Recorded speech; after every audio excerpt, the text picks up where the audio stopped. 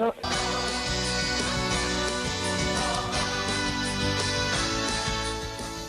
Bienvenidos a Clases.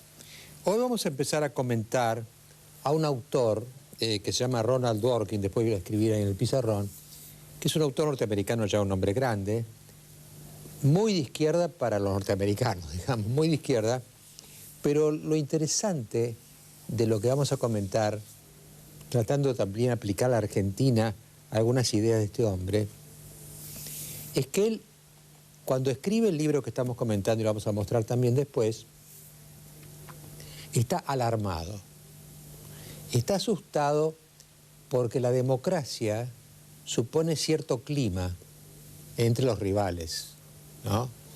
Y el libro se publicó en 2006, hace esos 2 o 3 años, justo cuando estaba en su apogeo el debate que había creado en Estados Unidos Bush, el presidente Bush, ¿no? Un hombre muy de derecha, entonces le ponían enfrente los de muy izquierda, y Dworkin, que es de izquierda, temió en ese momento que la tensión ideológica pusiera en peligro la democracia. Entonces, el tema de esta clase es ese. Hay situaciones en que los rivales dejan de respetarse, creen que el otro es lo peor, y en ese clima la democracia peligra. Y digo que es interesante el análisis que él hace, porque es interesante aplicarlo a la Argentina. En la Argentina, entre nosotros, ¿los rivales se respetan? ¿Hay un clima de diálogo entre las diferentes corrientes políticas argentinas? ¿O también acá entre nosotros, digamos, la democracia corre el peligro de lo que se llama habitualmente la polarización? Es decir, cuando dos partidos o dos sectores se extreman en diferentes direcciones, crean un clima de dificultad para el diálogo democrático. Así que hay un cierto paralelo, me parece a mí, entre los Estados Unidos en tiempos de Bush, ahora ha cambiado eso con Obama, por supuesto, todos lo quieren, es distinto, pero no en tiempos de Bush, y también entre nosotros preguntarse en qué medida la convivencia política de los argentinos es sólida o corre peligros. Después de los auspicios, vamos a empezar con ese tema. Clase.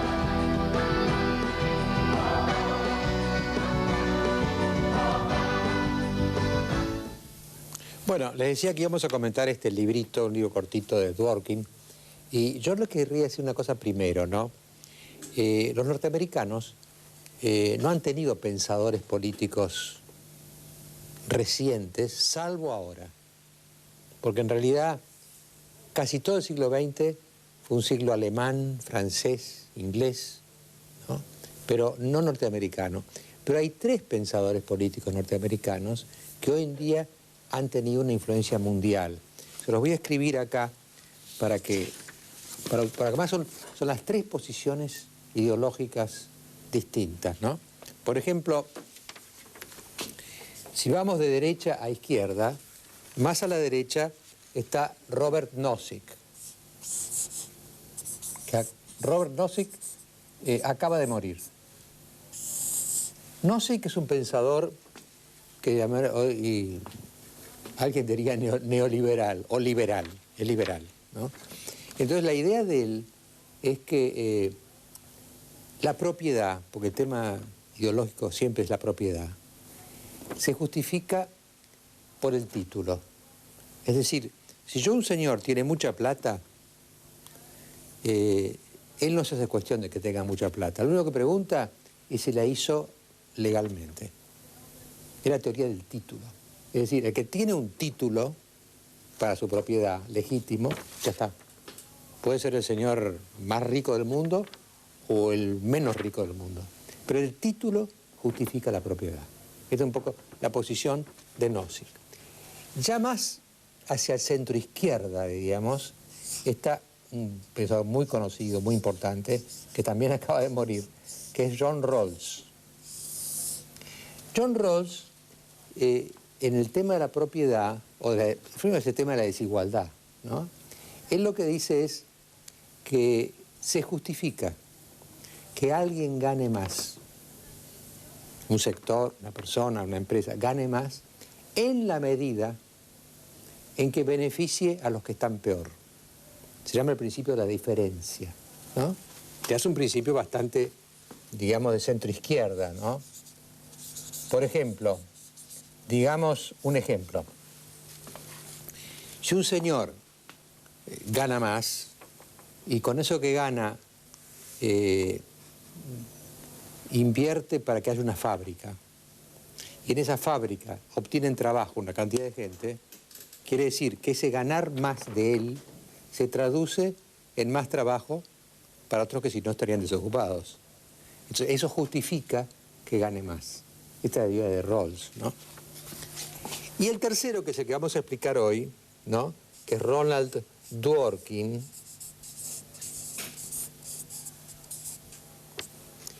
tiene un principio, diría yo, mucho más extremo todavía. Él dice que en realidad un sistema es justo cuando tiene lo que se vería en inglés equal concern. Concern es preocupación. Cuando toda persona importa. Toda. Entonces, se llega a la posición extrema de que si hay alguien en cualquier país que está sufriendo injusticia, ya el país ese es injusto. Entonces, todos deben recibir,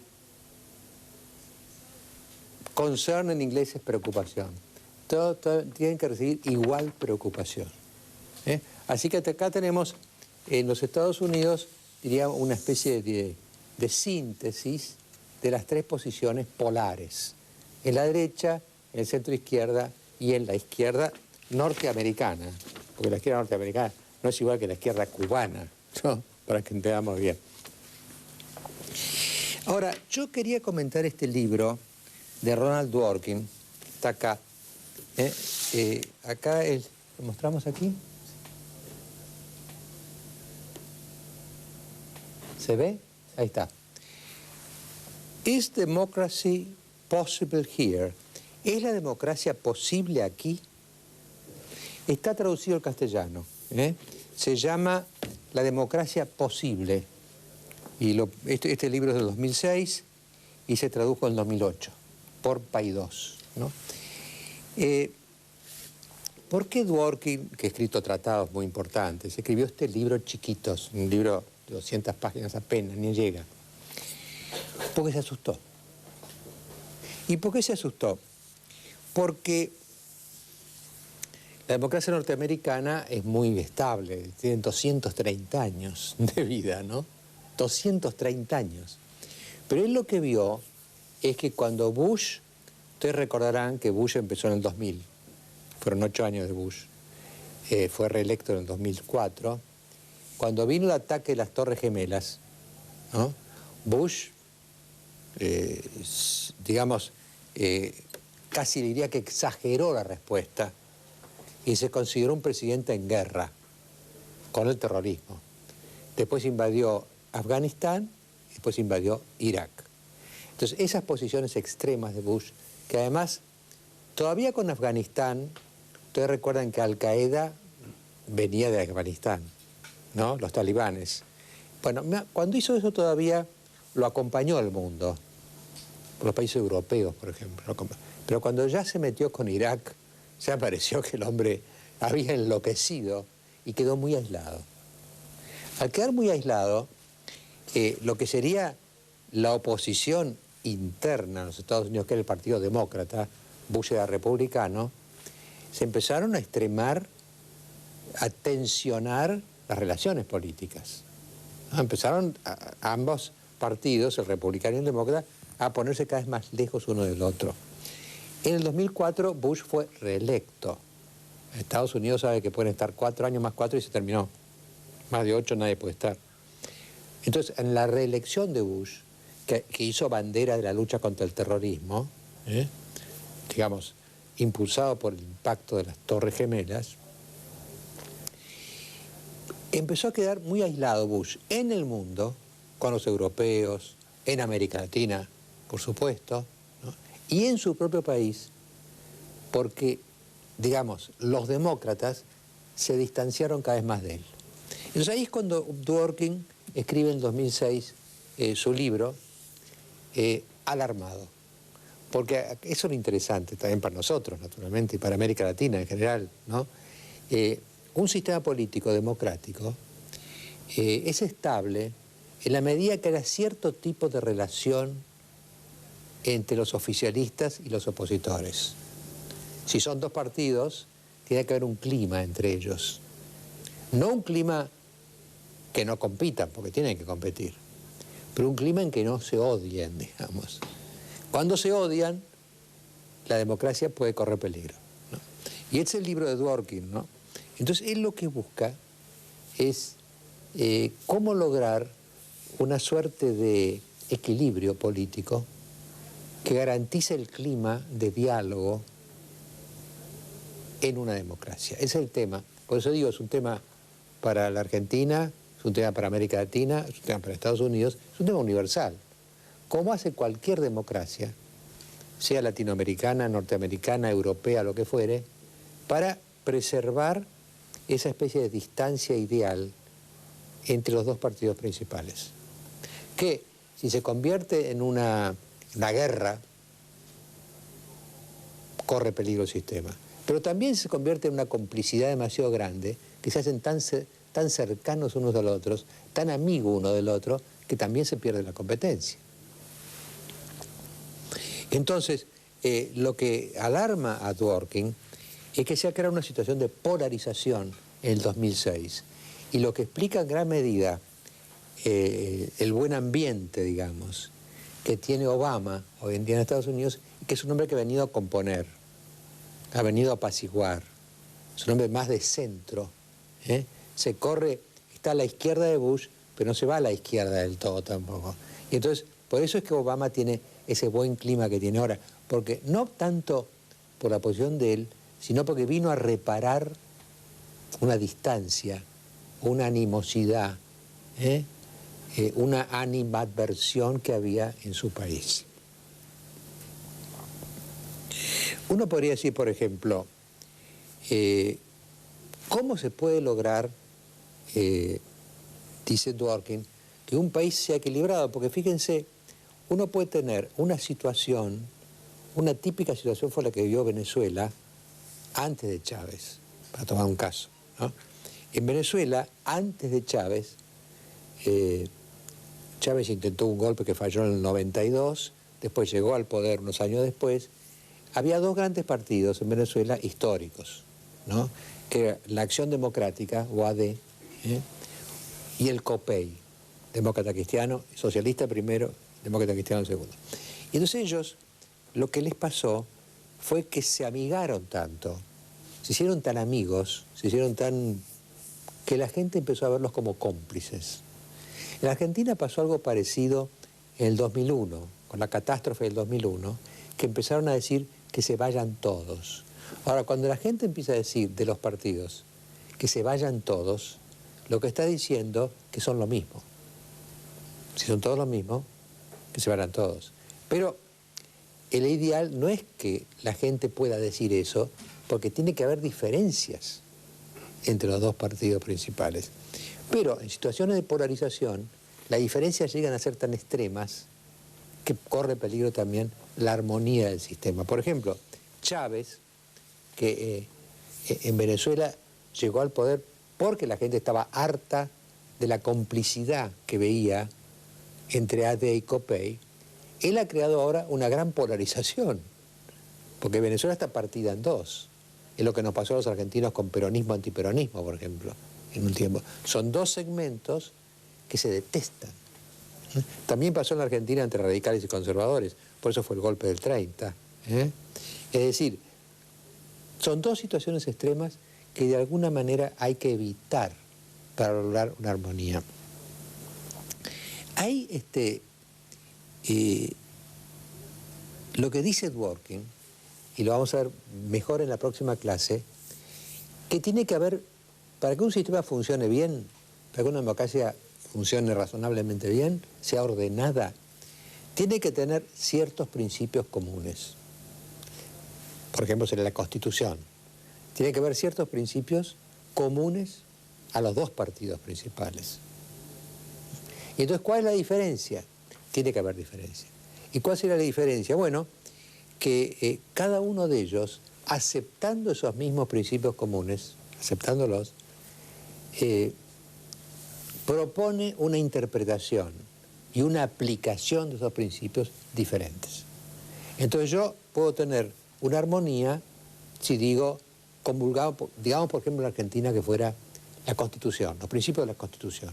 Todos estamos con la Constitución. Bueno, ahí estamos en principios comunes. Pero cada uno de los partidos interpreta y aplica esos principios en forma diferente. Entonces, cuando va al electorado, cuando va a pedir el voto al electorado, le dice, mire, yo comulgo con esos principios, pero yo soy el que mejor los interpreto y el que mejor podría aplicarlos para beneficio de la sociedad. Y el otro va a decir lo contrario, decir, mire, yo acepto también los mismos principios, pero a mi vez, mi interpretación es una interpretación más correcta, más efectiva, más beneficiosa para la sociedad que el de mi rival. Entonces, es una situación intermedia. Comulgamos en los principios, disentimos en la forma de aplicar esos principios. Yo traigo estas cosas de Dworkin, que se las vio negras, porque vio que acá se van a matar entre todos ahora, porque la cosa de Bush era terrible como dividía, ¿no? O sea, si se dividía caía más. Estos principios que él trata de elaborar en este libro son aplicables en cualquier país latinoamericano o cualquier país del mundo, son principios generales, ¿no? Y uno, por ejemplo, aplicando estos principios generales de Dworkin a un país como la Argentina, por ejemplo, uno empieza a ver, bueno, si tomamos en cuenta que los dos grandes partidos argentinos han sido de hace más de 50 años el peronismo y el radicalismo. Estos son nuestros partidos históricos. ¿Qué les ha pasado o de qué manera han podido aplicar o no aplicar los principios que Dworkin sugiere para la armonía, para el buen orden democrático? Pensemos, por ejemplo, en el primer Perón. Yo llamo primer Perón el Perón que aparece en el 45, 17 de octubre, demás, ¿no es cierto? Y hasta que lo tumban en el 55, la Revolución Libertadora lo derroca a Perón. Perón lucha por muchos años en el exilio, 18 años, y cuando vuelve Perón, en el 73, vuelve cambiado. De alguna manera ha sido incorporado a la idea de la tolerancia. La tolerancia es un principio fascinante, ¿no? Porque ¿cuándo aparece la tolerancia? Cuando dos rivales, dos enemigos políticos, han querido destruirse uno al otro y no han podido. Ahí aparece la tolerancia. Es decir, cuando yo veo que al otro no lo puedo destruir y el otro ve que no me puede destruir a mí, llega un momento en que decidimos convivir. Y cuando decidimos convivir, nos empezamos a tolerar. Tolerar no quiere decir que yo creo que el otro puede tener razón. Tolerar quiere decir que creo que no tiene razón, creo que yo tengo razón, pero que es muy costoso tratar de derrotarlo porque no lo consigo derrotar.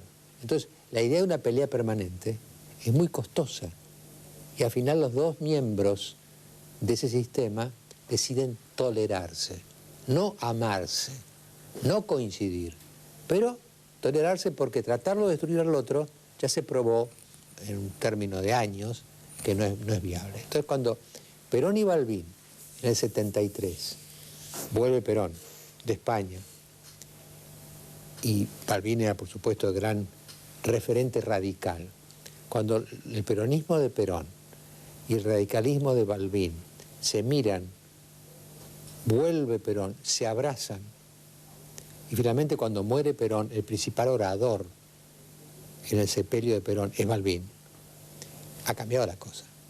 Es decir, se han reconciliado. Entonces, claro, cuando uno ve este tipo de evolución del peronismo, hay el peronismo agresivo del primer Perón que era muy difícil de compatibilizar con la oposición, porque venían a destruirla. Pero hay al final un peronismo final, que es el Perón final, Perón viejo, que aprendió mucho y que dijo, no, es imposible reducir al antiperonismo, vamos a tener que convivir. Y del otro lado también, digamos, hay una evolución similar, ¿no? Entonces, Balbín encarna el momento en que el radicalismo también se dice lo mismo. Dice, no, vamos a dejar de ser antiperonistas frenéticos, porque son irreductibles, es inútil, no se puede destruir a los peronistas. Entonces se abrazan. Pero no se abrazan para identificarse en un solo partido, para competir. Van a competir, pero al competir van a reconocer en el otro algo valioso. El otro también cuenta y no lo puedo destruir ni lo debo destruir.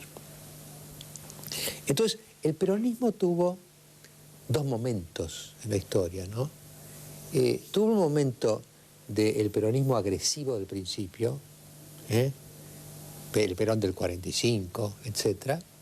Y tuvo el segundo momento del peronismo adulto, sabio, del Perón que está dispuesto a convivir, que después se muere.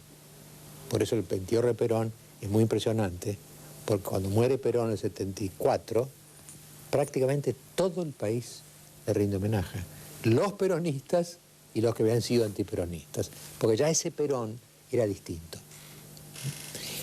El radicalismo, a su vez, también tuvo sus momentos de encrespados, porque no se olviden que los radicales son como partidos mucho más viejos que los peronistas, ¿no?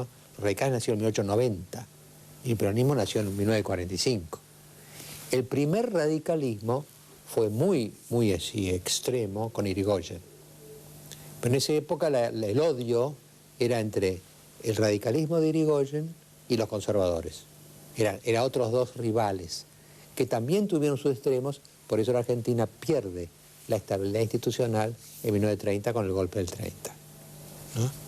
Pero el radicalismo más reciente, el problema que ha tenido el radicalismo más reciente no ha sido la hostilidad al peronismo, porque después de Balbín prácticamente había un entendimiento, una forma de convivir entre ellos.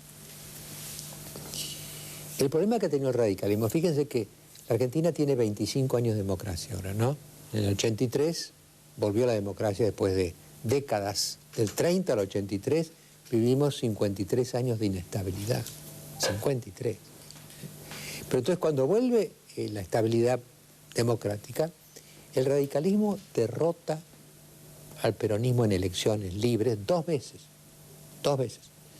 Primero en el 83, que es cuando Alfonsín gana las elecciones. Es el primer triunfo de un presidente no peronista, desde que el peronismo había nacido, y sin proscripciones. Pero ¿qué le pasa a Alfonsín? A Alfonsín le pasa lo mismo que le pasaría al segundo presidente radical, que fue de la Rúa. Tuvo un problema de gobernabilidad. Llegó al poder y no supo administrarlo. Tanto que Alfonsín, en esa época los mandatos en Argentina eran 6 años, antes de cumplir los 6 años renunció y le dejó lugar a Menem. Era presidente constitucional y en medio de un gran lío por la hiperinflación y todas las cosas que pasaban, adelantó la entrega del poder a Menem en varios meses. Y a De la Rúa le pasa igual. De la Rúa llega al poder en el 99, habiendo ganado las elecciones a Duhalde, que era el candidato peronista, y no consigue gobernar. Tiene un problema de gobernabilidad los radicales. Algunos dicen que el problema de gobernabilidad de los radicales es porque el peronismo, cuando está en la oposición, es bravísimo porque tiene los sindicatos. Entonces le hicieron la vida imposible a Alfonsín y a De la Rúa, a los dos. Otros dicen que porque los radicales son poco prácticos, no tienen calle. Los peronistas tienen calle. Entonces van 2 veces que el radicalismo fracasa, y con De la Rúa más rápido todavía con Alfonsín. De manera que los dos partidos tienen en su historia defectos, ¿no?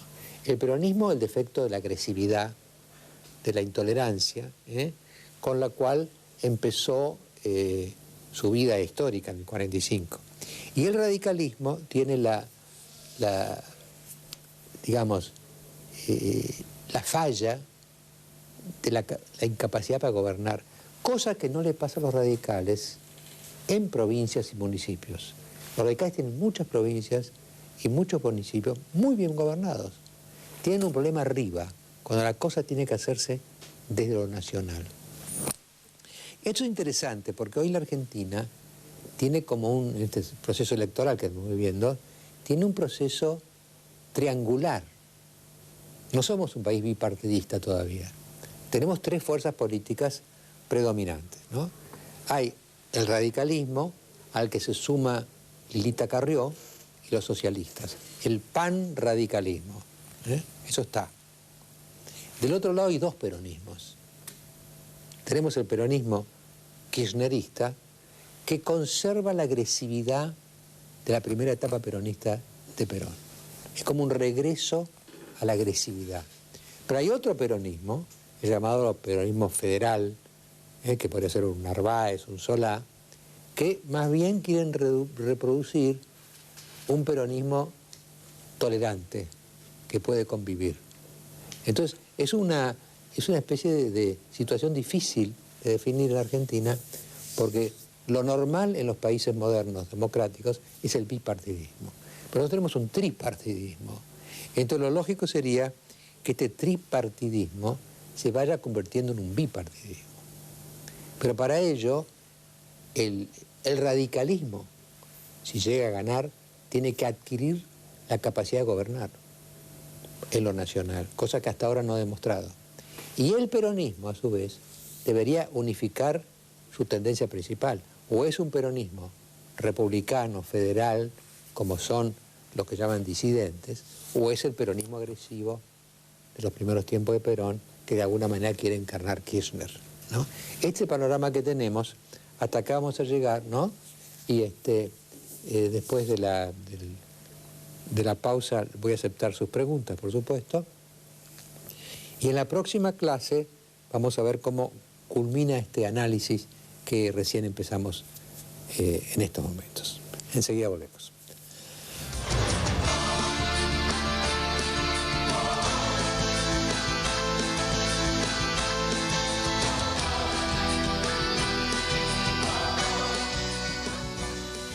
Bueno, estoy abierto a sus preguntas. Buenas noches, doctor. Buenas Soy Adrián noches. Sallé, de la Facultad de Derecho de la UBA. ¿Por qué funciona en Estados Unidos, Canadá, España las democracias? España, por ejemplo, a partir del Pacto de la Democracia, siempre fue una democracia parlamentaria, funciona. En Estados Unidos hay debates, demócratas apoyan a los republicanos, o los demócratas están arriba, también los republicanos apoyan a los demócratas. Como funciona en Canadá, funciona en Chile a partir de la concertación, y acá no funciona. ¿En qué se basa? ¿En que funciona en los países desarrollados y en los países latinoamericanos no? Claro, yo lo que decía un poco en la clase, es como que, veo como un match de box, que los dos peleadores tienen que tener una distancia, que guardan. Y las democracias implican cierta distancia entre los dos partidos principales, ¿no? Si son demasiado complacientes uno con el otro, es lo que pasaba en Venezuela antes de Chávez, la gente que son los mismos. O acá en el 2001, que se vayan todos, son iguales, ¿no? Pero si la agresividad es demasiado grande, se hace muy difícil la convivencia política, ¿no? Y entonces yo lo que decía, nosotros nos ha pasado, en buenos tramos de nuestra historia, que ha habido mucha agresividad, ¿no? Por ejemplo, si uno piensa el Perón de los comienzos, ¿no? O el Kirchner de los comienzos, ¿no? O el Irigoyen de los comienzos, ¿no? No había ánimos de sociedad, usted que estudia Derecho, no había ánimo de sociedad, había ánimo destructivo. Ahora, si los dos partidos tienen entre ellos un ánimo destructivo, la cosa no va a andar, porque van a tener que reemplazarse uno al otro. La democracia implica que hay rotación y hay alternancia.